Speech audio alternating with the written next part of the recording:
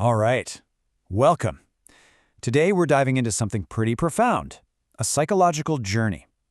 But let's frame it as a 5-act tragedy, a tragedy of the self. Now, this isn't your typical story with monsters lurking in the dark. No, this is about the world we build inside ourselves. We're going to look at what happens when that meticulously constructed world starts to fall apart. It's a violent process, for sure, but maybe a beautiful one too. So our story really kicks off with this incredibly unsettling idea. Just think about it for a second. The person you think is in charge, the you that's making decisions, what if they're basically just a clueless resident in a house they've never actually explored? That's the central mystery we're going to unravel today. The stranger living inside your own head. Okay, so let's set the stage. Act 1, the fortress of the ego. You can think of this as our starting point, right? It's the default state, the psychological world we all construct just to get by before things really get interesting. And look, we all build this fortress, every single one of us. It's our identity, right? Our personality. It's this whole mental structure we put up to keep the chaos out. The chaos of the world and, maybe more importantly, the chaos of our own minds.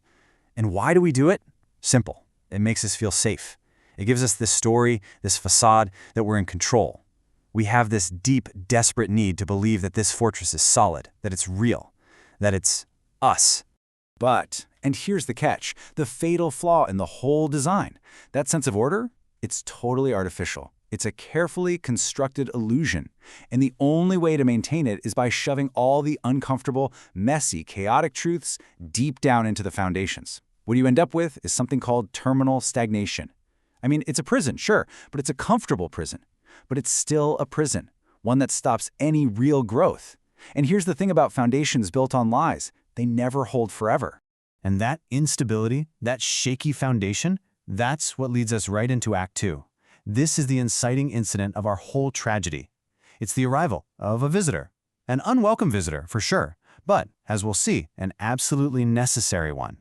You know how it starts? It's not some big explosion. At first, it's just a feeling, isn't it? Like a tiny crack in the wall, a subtle breach in your defenses. Maybe it's an anxiety you can't quite put your finger on, or a thought that just doesn't feel like it's yours. It's this dark, creeping presence that starts to slip through the cracks of that fortress you've spent your whole life building, and you just know deep down something is very, very wrong. So, this presence, this is our main character. We call it the honest guest. Now get this, it's not some demon from the outside.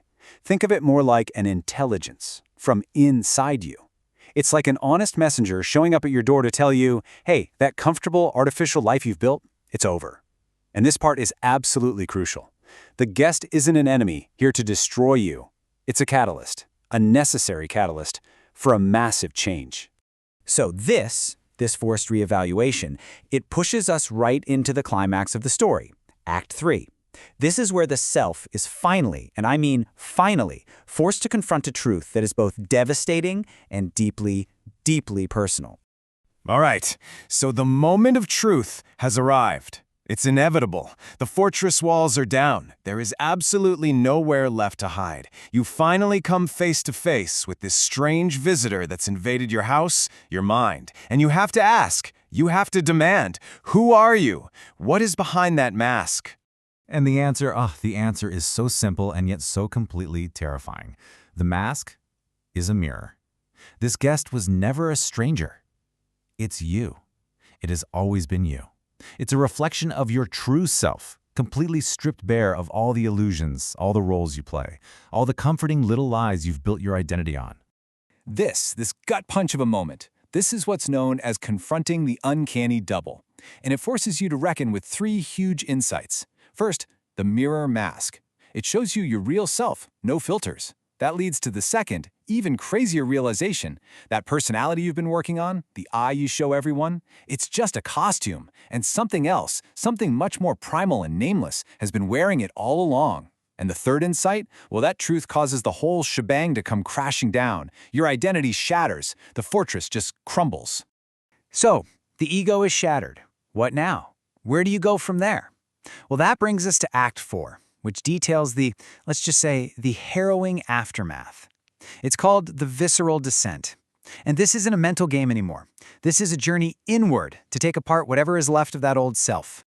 Yeah, this part isn't just some abstract philosophical exercise. Not at all. The Honest Guest forces you on a journey deep into your physical self. We're talking about a labyrinth of the body, the bronchial tubes, the marrow in your bones. The term for it is a clinical unmaking of the psyche. It's a systematic, almost surgical process of stripping away every single protective layer you have left. In this procedure, it's very systematic. Step 1, total isolation. All those things that used to comfort you, they now feel like threatening, empty voids. Step 2, shatter the illusions. Any little lies you're still clinging to, gone. You're forced to face that raw chaos you spent years burying. Step 3 is facing your own internal decay. And then finally, step 4, you have to administer judgment on yourself. It's a moment of just pure, agonized clarity. And the main tool during this whole descent is this really powerful metaphor called the verdant dragon. Think of it this way. If the Honest Guest was the thing that knocked on your door, the dragon is the ruthless mirror you're forced to stare into once you're inside. It's not some other monster, okay? It's a part of you, a function of your own mind, that just reflects everything back at you. Every hidden failure, every time you lied to yourself, every little compromise. And yeah, it is excruciating, but it's also the only way to get to the absolute unfiltered truth of who you are. Okay, so this brutal but clarifying process, it brings us to the end. Our final act, Act 5, the crucible of choice. Because after everything has been torn down, after the complete deconstruction of the self, there's one last fundamental decision you have to make. So you might be asking, why? Why go through all of this pain? What's the point? Well, the point is that this whole destructive process, it had a purpose. The confrontation, the descent, it was all a crucible. It was a fire, specifically designed to burn away every single thing that was not essentially, authentically you. And now, from the ashes of that old fake self, a choice can finally emerge. And here it is, the two paths laid out before you. Path 1, the grand silence. You could call it the logic of zero. It's the choice to just return to the peace of non-being, to finally be released from the constant, agonizing friction of consciousness. But then there's the other path, authentic sovereignty. And this is the radical potential for rebirth, to literally take the ashes of who you were and forge a brand new identity, one that's actually yours, free from all the values and conditioning you inherited. And so, that leaves us with the central paradox of this entire psychological drama, doesn't it? That friction of consciousness? That's the very thing that caused all the pain, that fueled the ego's destruction in the first place. But here's the question. Could that exact same friction now be used as the fire, the forge, to create something new? Something truly authentic?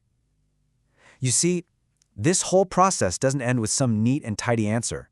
It ends with a haunting but incredibly powerful possibility of real transformation.